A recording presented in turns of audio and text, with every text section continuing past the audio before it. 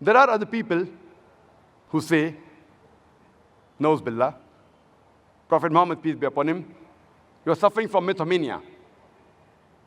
This is a psychological disorder that a person mentions a lie and he believes it is the truth.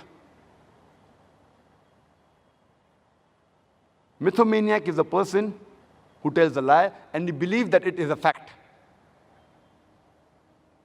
And a psychologist, he treats the person by giving him more facts. Suppose the person says that I am a king. The psychiatrist will not say that you are crazy.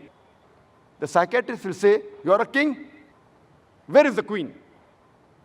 So the mythomaniac will say, the queen has gone to her mother's place. Where is the minister? The minister has died. Where are your guards? The more you keep on posing facts, then he says, I think I'm not the king.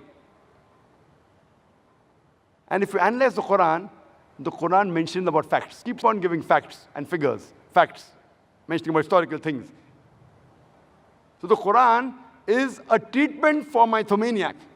It's not a book written by a mythomaniac. Nauz Billah.